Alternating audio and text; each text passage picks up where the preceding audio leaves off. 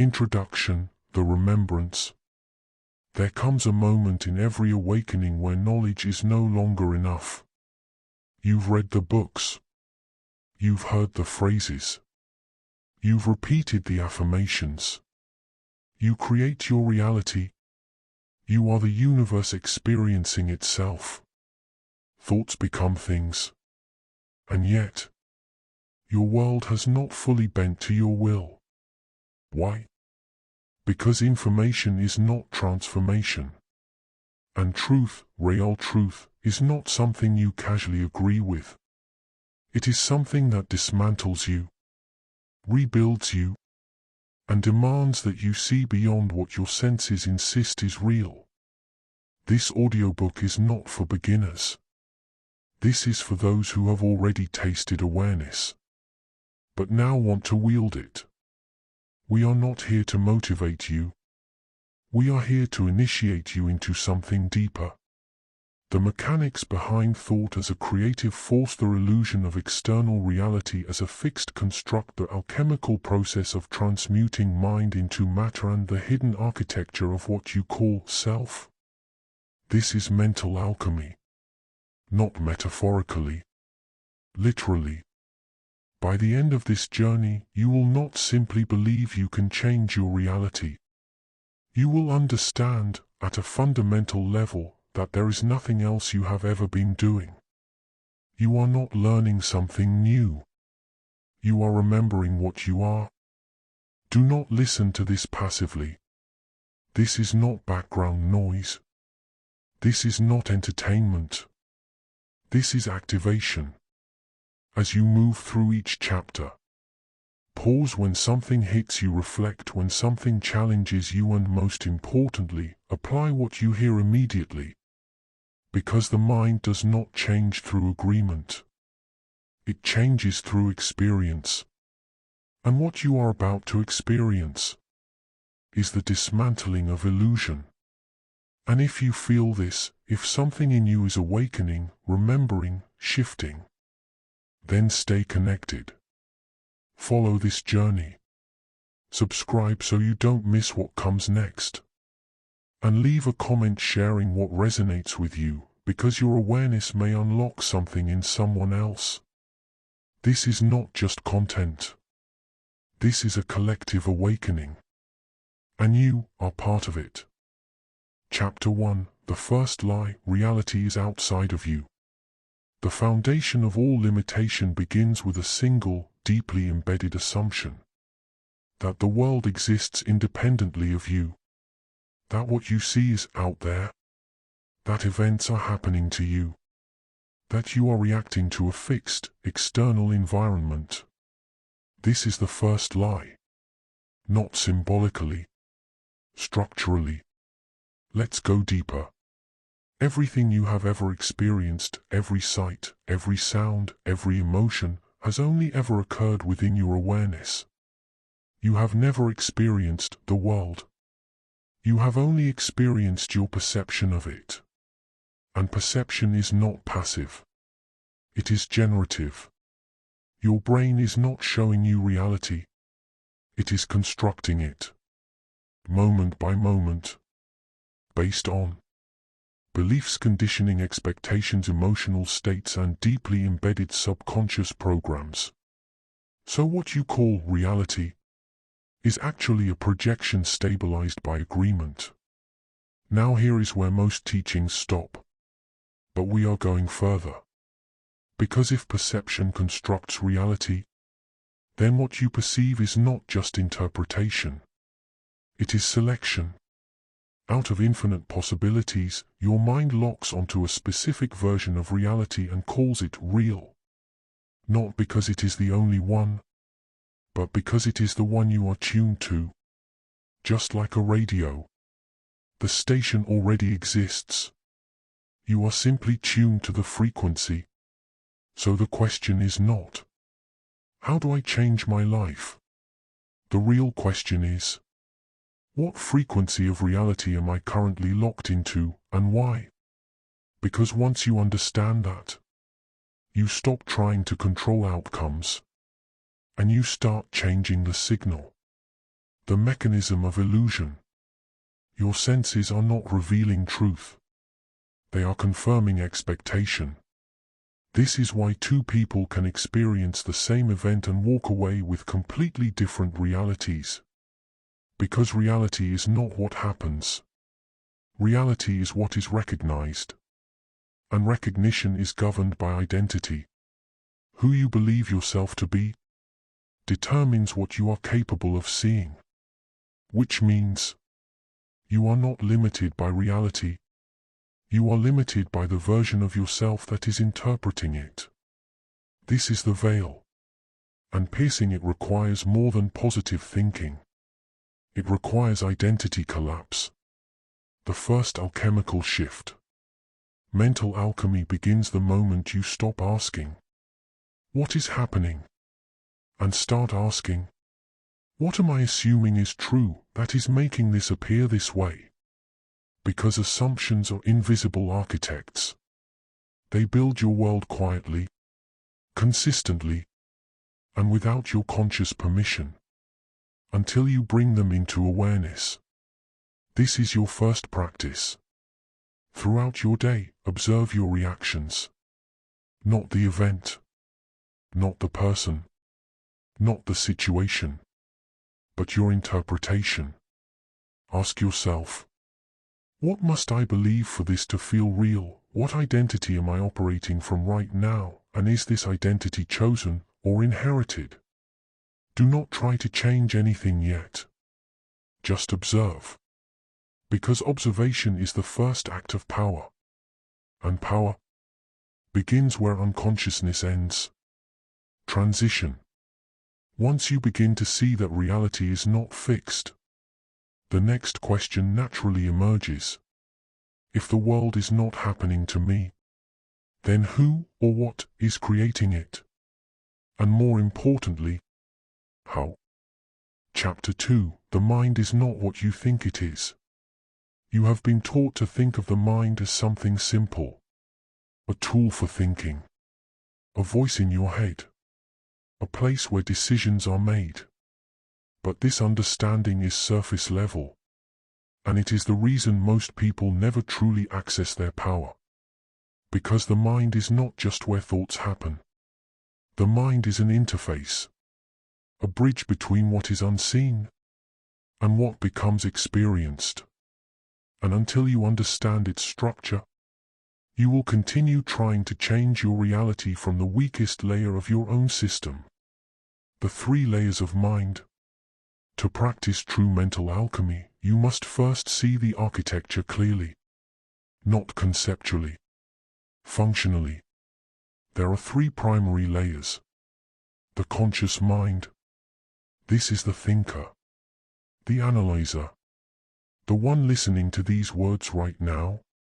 It chooses, but only within the limits of what it has been programmed to accept.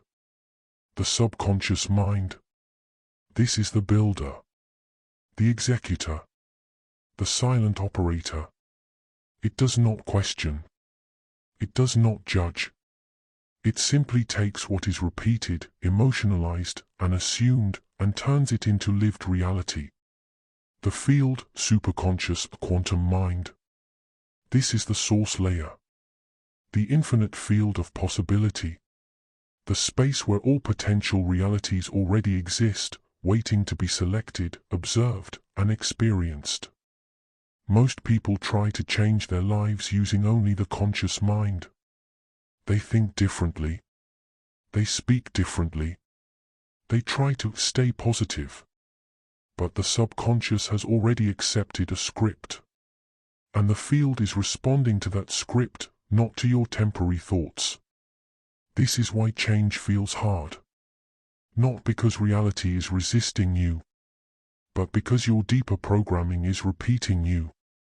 Thought is not creation, it is command. Here is where the misunderstanding runs deep. You have been told, your thoughts create your reality.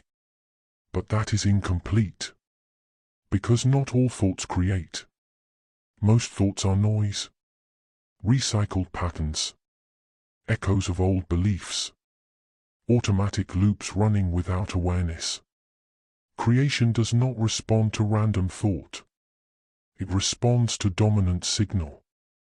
And a dominant signal is formed when three elements align: repetition, emotion, identity. When a thought is repeated enough, felt deeply enough, and accepted as "this is who I am," it stops being a thought and becomes a command. The subconscious receives it. The field organizes around it, and reality begins to reflect it. Not instantly, but inevitably. The loop that binds you. Right now, whether you realize it or not, you are in a loop. A closed circuit of identity and experience. It works like this. You have a belief about yourself. That belief filters what you notice. What you notice reinforces the belief. And the cycle repeats. Over and over. Until it feels like truth. But it is not truth. It is consistency. And consistency can feel identical to reality if you never step outside of it. This is why people say, "This is just how life is. This always happens to me. I've tried to change, but nothing works." They are not describing reality. They are describing a loop. Breaking the loop, the second alchemical shift. To break the loop, you cannot fight the external world. You must interrupt the internal pattern. And the first interruption is awareness. But not casual awareness. Precise awareness. You must begin to notice the thoughts that repeat without permission, the emotional reactions that feel automatic, their identity statements you make unconsciously. Listen closely to your internal language. "I'm always." "I never." "That's just me." "I can't." These are not observations. They are programming statements. And every time you repeat them, you reinforce the structure you are trying to escape. So here is your practice. For the next 24 hours, do not try to change your thoughts. Do not try to be positive. Instead, track your patterns. Catch the repeated narratives. Notice the emotional triggers. Observe the identity you keep stepping into. And every time you catch one, pause and ask, "Is this a program or a choice?"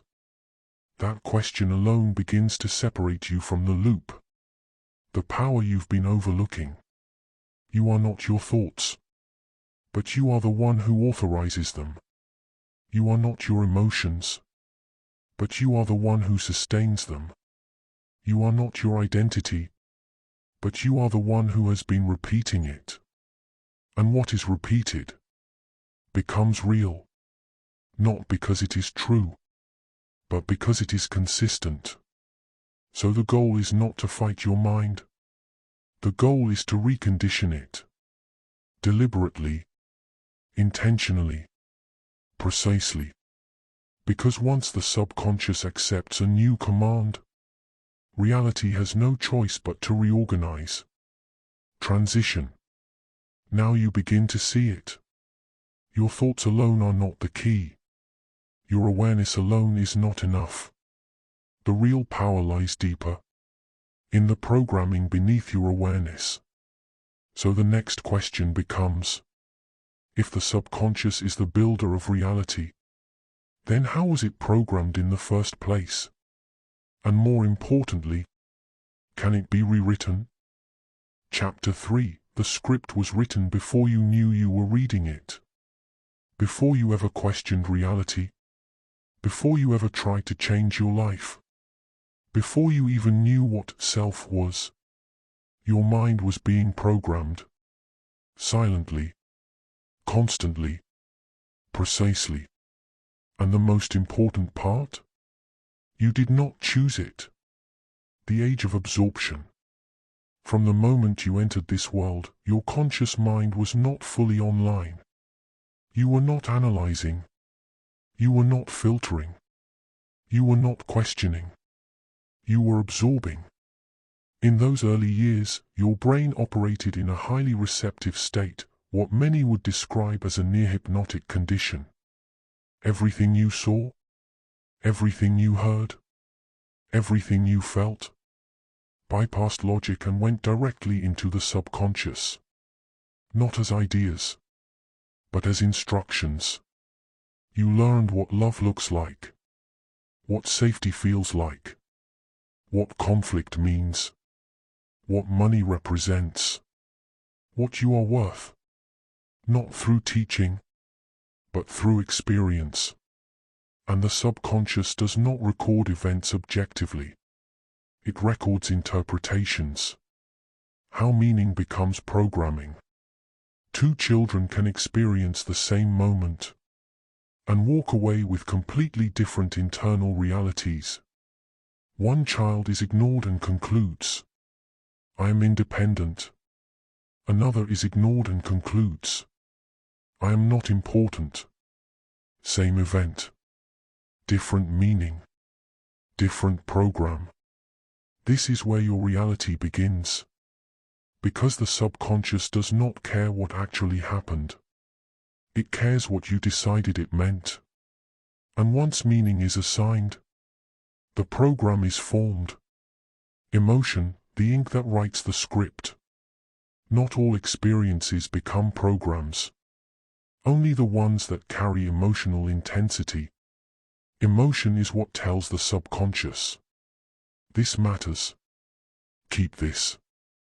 Repeat this."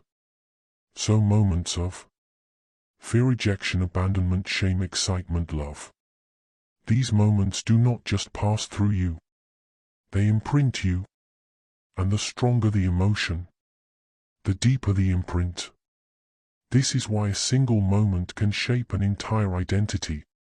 Not because of what happened, but because of how deeply it was felt. The hidden agreements. Over time, these emotional imprints form what can only be described as internal agreements. Unspoken contracts you make with reality. They sound like, "I have to work hard to be valued. People always leave. I'm not safe unless I stay small. Love requires sacrifice. Nothing ever works out for me." You did not consciously choose these. You adapted them. To make sense of your environment. To create predictability. To feel some form of control. And at the time, they served you. But now, they are running you. The third alchemical shift, seeing the script. You cannot rewrite a script you cannot see. So this chapter is not about changing anything yet. It is about exposing what has been hidden. Here is your next level of practice. When something in your life feels repetitive, not just once or twice, but consistently, pause and ask, what must I believe is true for this pattern to continue?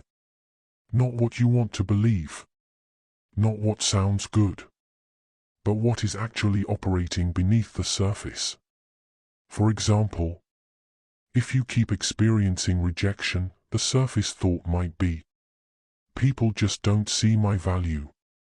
But beneath that could be a deeper script. "I am not worthy of being chosen." And that script will recreate the same experience in different forms until it is addressed. Tracing the origin. Once you identify a pattern, go deeper. Ask yourself, when have I felt this before? What is the earliest memory connected to this feeling? What did I decide about myself in that moment? Do not overthink it. Your mind will bring up what is ready to be seen. Because the goal is not to relive the past. The goal is to recognize the decision that was made within it. That decision is the root, not the event.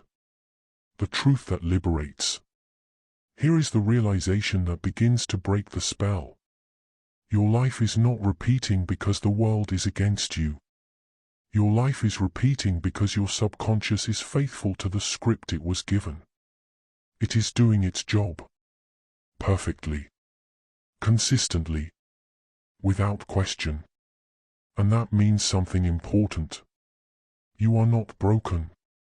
Your system is working exactly as it was programmed to, which means it can be reprogrammed. Transition. Now you see it. The thoughts you have, the emotions you feel, the patterns you live, did not start with you consciously. They were installed, conditioned, repeated until they became identity. So now we arrive at the real question. If the script was written unconsciously, how do you rewrite it consciously?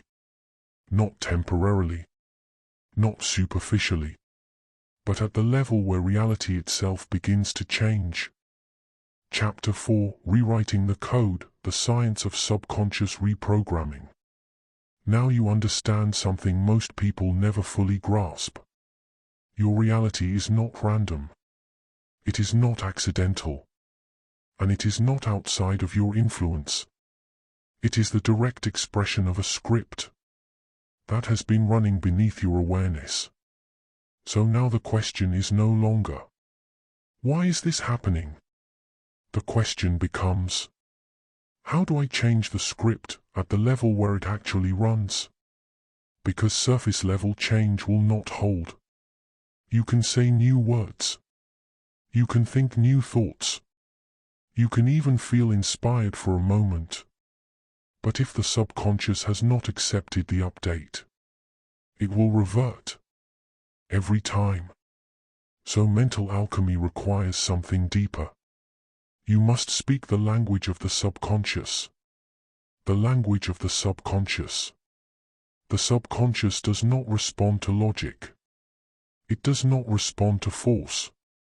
It responds to three primary inputs. Repetition, emotion, imagery. This is not theory. This is function. Repetition tells the mind, this is important. Emotion tells the mind, this is real. Imagery tells the mind, this is happening. When all three are combined, you are no longer trying to change. You are installing a new program. Why affirmations alone fail? You may have tried affirmations before. Repeating phrases like, I am successful. I am confident. I am abundant.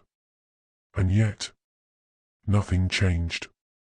Or it felt forced. Or it faded. This is because repetition alone is not enough. If the words are not felt, if the identity is not accepted, if the imagery is not embodied, then the subconscious rejects it. Not because it is negative, but because it is inconsistent with the existing program. So the goal is not to convince yourself. The goal is to become familiar with a new version of yourself. The reprogramming sequence. This is where we move into precision. Not motivation. Not inspiration. But method. There are 4 stages to rewriting your subconscious. 1. Decide the new identity. Not what you want. Not what you hope for. But who you are choosing to become. Be specific. I am someone who. I am the type of person who. This must go beyond surface traits. It must define how you think, feel, and respond. Because identity is the root. Everything else grows from it. 2. Create the inner experience. Close your eyes and construct a scene, not a fantasy, but a memory from the future. See yourself already living as that identity. Where are you? How do you move? How do you speak? What feels normal now that once felt impossible? Do not observe it. Enter it. Because the subconscious does not know the difference between a vividly imagined experience and a physical one. 3. Emotionalize the state. This is where most people stop too soon. They see it, but they do not feel it. And without emotion, There is no imprint. So stay in the scene and allow the feeling to rise. Relief, confidence, stability, power, peace. Whatever matches the identity you are installing, let it become familiar. Let it feel natural. Because what feels natural becomes automatic. 4. Repeat until it becomes baseline. This is where transformation is secured. Not in intensity, but in consistency. You return to this process daily, not as effort, but as conditioning, until the new identity no longer feels new. It feels like you. And when that happens, reality begins to reflect it. The 4th alchemical shift: stop trying, start installing. There is a subtle but powerful difference between trying to change your life and installing a new version of yourself. Trying is temporary. Installing is permanent. Trying says, I hope this works. Installing says, this is who I am now. And the subconscious responds accordingly when the old self fights back. As you begin this process, you may notice resistance, doubt, contradictory thoughts, old emotions resurfacing. This is not failure. This is the previous program defending its position. Because your mind is designed for consistency, not transformation. So when you introduce something new, it will feel unfamiliar, even uncomfortable. But do not mistake discomfort for misalignment. Often, discomfort is the signal that change is actually happening. Your practice. Starting now, choose one identity to install. Not 10. Not 5. 1. And for the next 7 days. Enter the scene daily, feel it full, repeat it consistently. And throughout your day, when the old identity tries to take over, pause and ask, what would the version of me I am becoming do right now? Then act from that place. Not perfectly, but deliberately. Transition. Now you have the method. You understand how to rewrite the script. But there is still something deeper. Because even with a new identity installed, many people still experience delay, resistance, or partial results. Why? Because there is another layer influencing reality, beyond thought, beyond identity, a field that responds not just to what you think, but to what you are. Chapter 5: The field responds to what you are. At this point, you understand something critical. Your thoughts influence your reality. Your subconscious programs sustain it. Your identity stabilizes it. But there is still a deeper layer. One that explains why two people can hold similar thoughts and experience completely different lives. This layer is not just mental. It is energetic. You are not just thinking, you are broadcasting. Every moment, you are emitting a signal. Not metaphorically, functionally. Your nervous system, your emotional state, your beliefs, your identity. Together, they create a coherent pattern, a frequency. And this frequency is not something you turn on and off. It is something you are always transmitting. This is why you don't attract what you want. You attract what you are consistent with.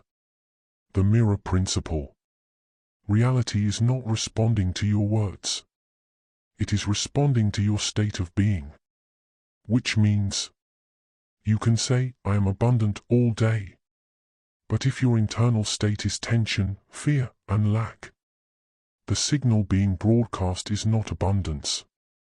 It is scarcity. And the field reflects that signal. Not to punish you, but to remain consistent with you. Reality is a mirror that does not lie. It shows you not what you wish were true, but what is stable within you. Why change feels delayed. You may begin reprogramming your mind. You may start thinking differently.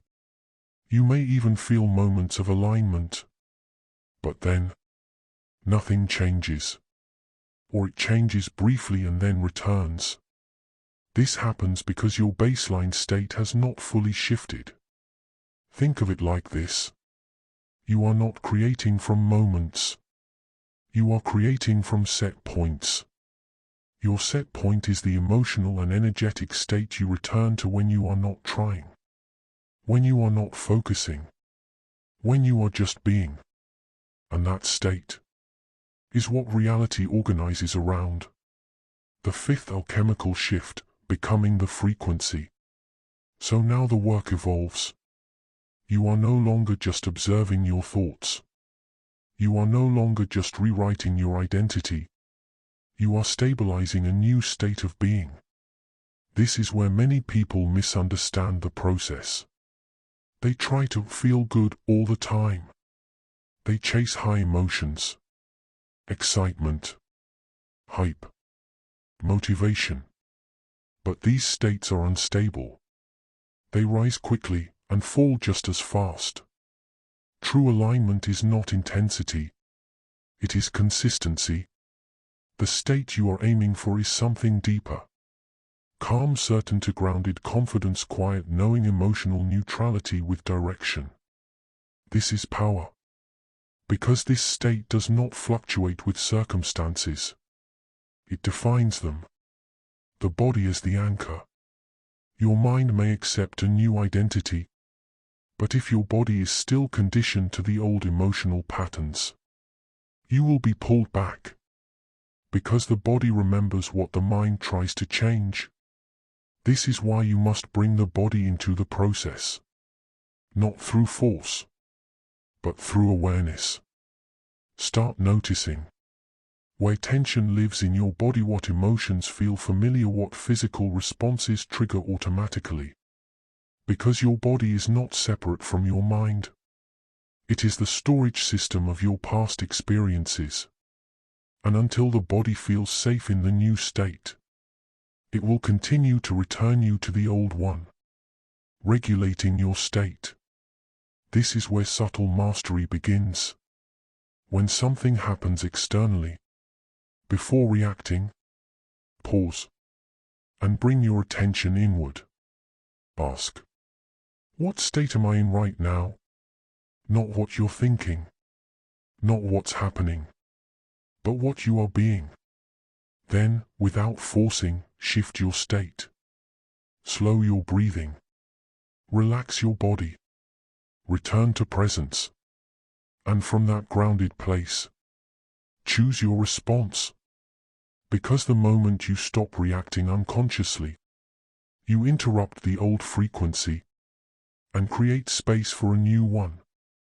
Holding the signal. As you begin to stabilize a new state, you will notice something. Reality may test it.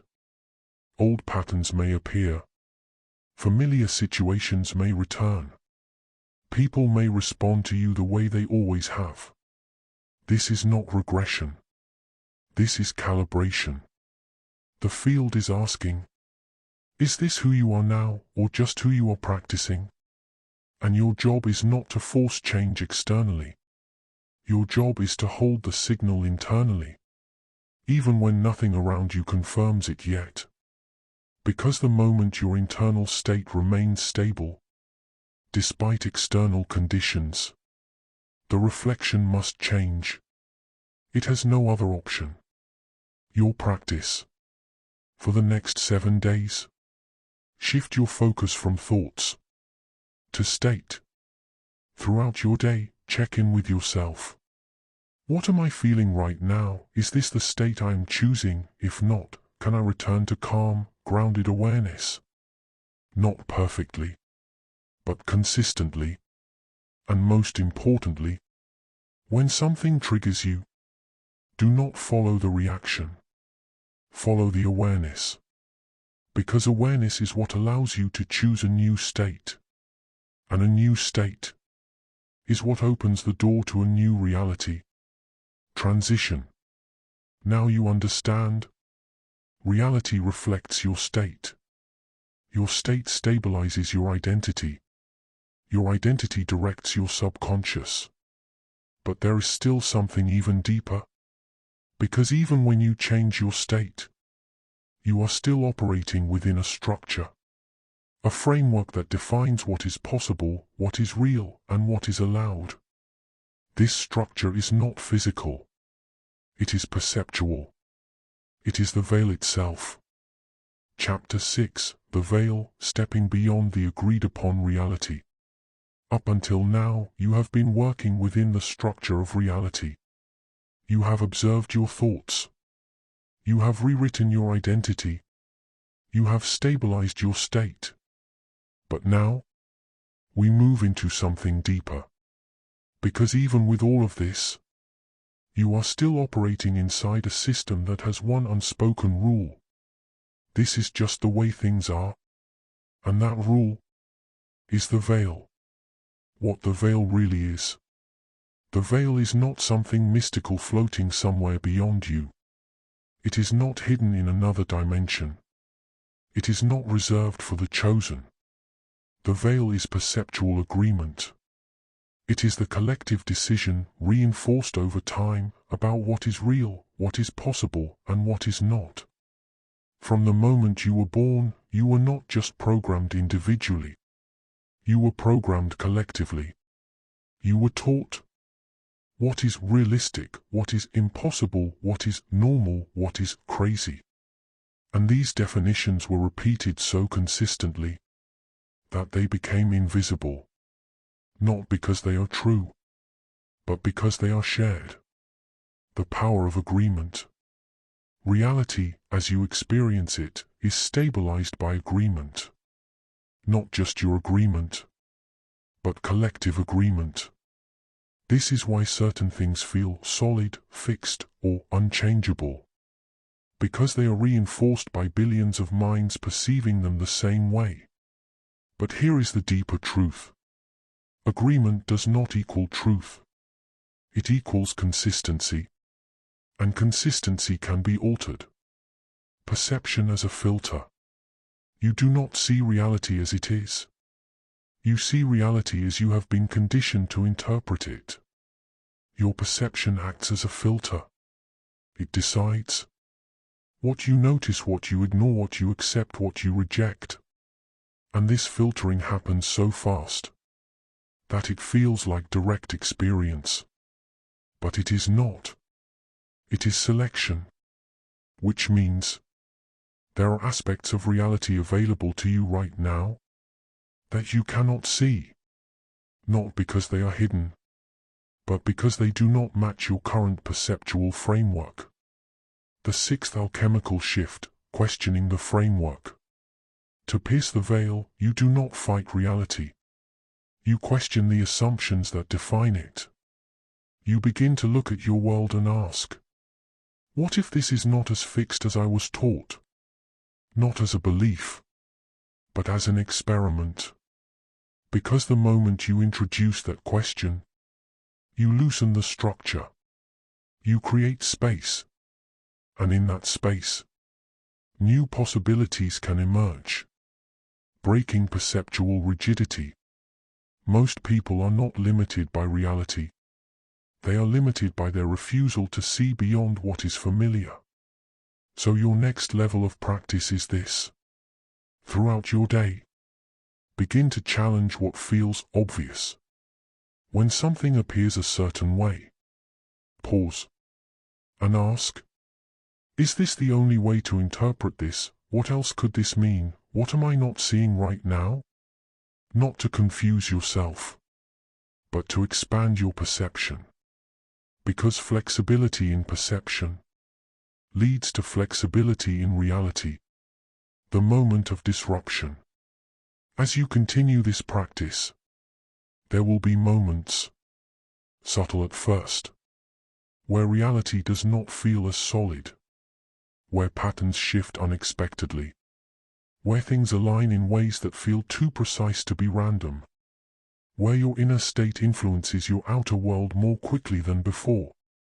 This is not coincidence. This is what happens when the veil begins to thin.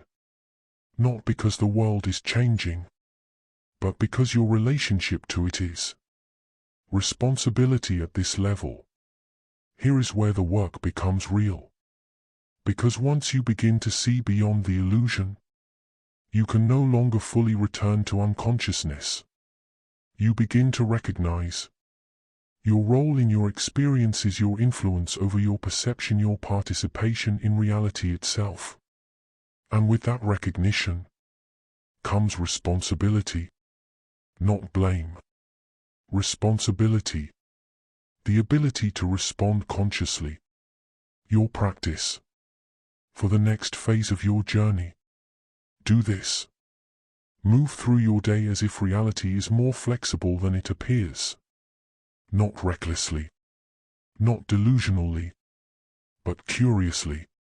Observe how people respond to you. Notice shifts in timing. Pay attention to patterns that seem to bend. And most importantly, when something unexpected happens, do not dismiss it. Ask, what part of me shifted that allowed this to occur? Because the more you connect your inner shifts to outer changes, the more clearly you will see. The veil is not something you break through once. It is something you learn to see through consistently. Transition. Now you stand at a threshold. You understand the mind. You understand the subconscious. You understand identity, state, and perception. And you are beginning to see beyond the illusion.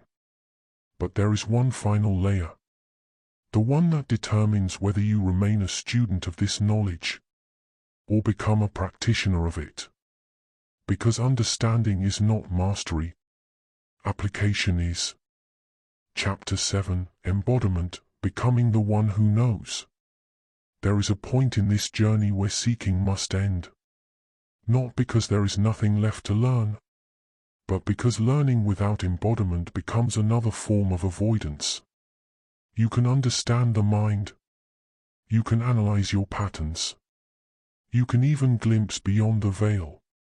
And still, live the same life. Because knowledge does not transform you.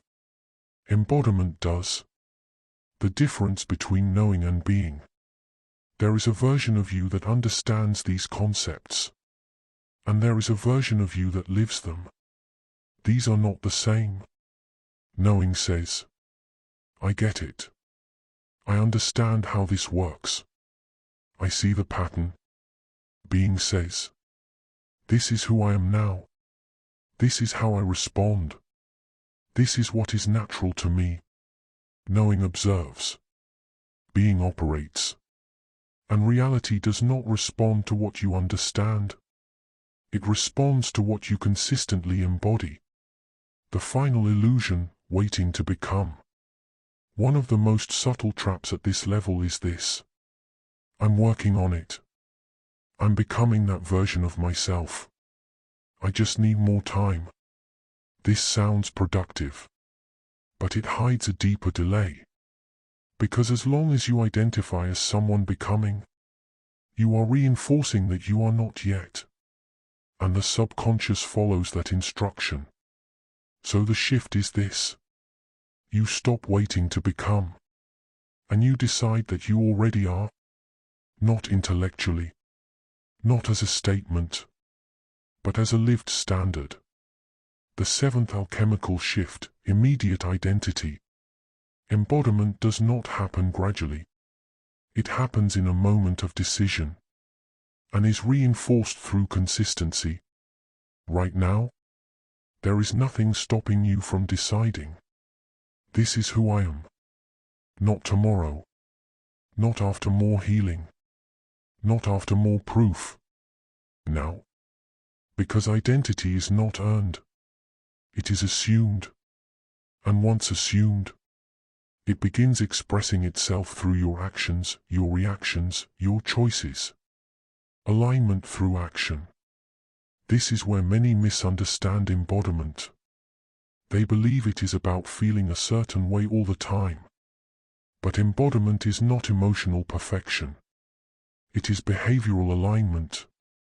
It is choosing, in real time, the thought that matches your identity, the response that reflects your state, the action that confirms who you are, even when it feels unfamiliar, even when the old self tries to pull you back. Because every aligned action sends a signal. This is real. This is me. And the more you repeat it, the faster it becomes natural, collapsing the gap. Right now, there may still be a gap between who you see yourself as and who you actually show up as. That gap is not time-based. It is decision-based. It closes the moment your internal identity and external behavior match fully, consistently, without negotiation. This does not mean perfection. It means commitment, living as the creator. At this level, something changes. You stop reacting to life and start directing your experience, not through control, but through presence. You walk into situations with awareness. You respond instead of react. You hold your state regardless of circumstance. And most importantly, you trust your role in what unfolds. Because you no longer see yourself as separate from reality. You see yourself as participating in its creation. Moment by moment. Integration into daily life. This is not something you turn on and off. This is something you live. In conversations. In decisions. In challenges.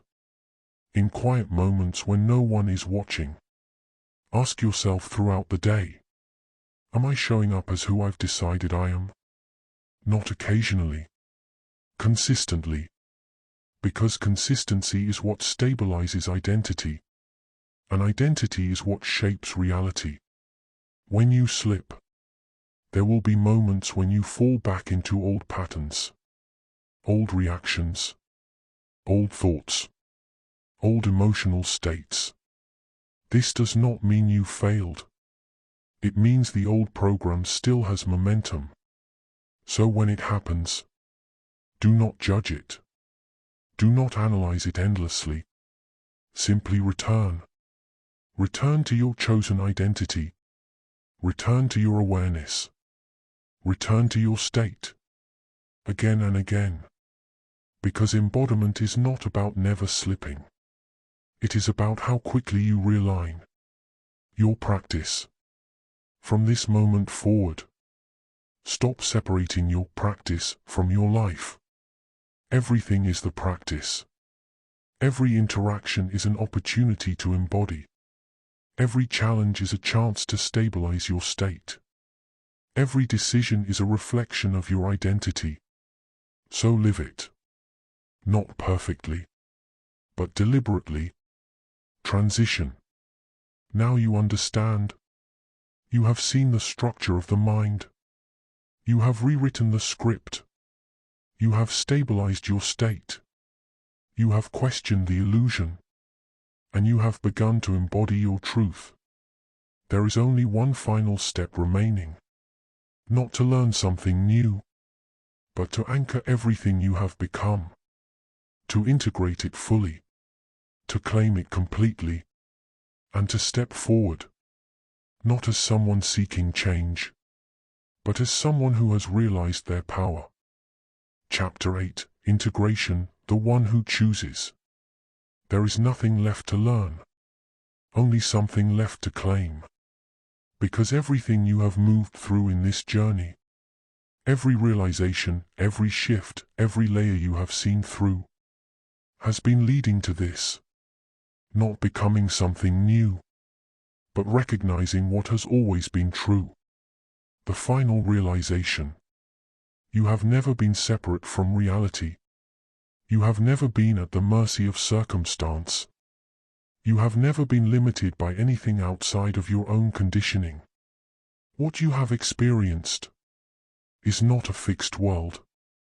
It is a responsive field, shaped by your perception, stabilized by your identity, and expressed through your state of being. And now you see it clearly. You are not just in reality. You are participating in its creation. Always collapsing the journey. At the beginning, it may have felt like there were steps. Understand the mind. Rewrite the subconscious. Shift your identity. Stabilize your state. Pierce the veil. Embodiment. But now you can see. These are not separate processes. They are one movement.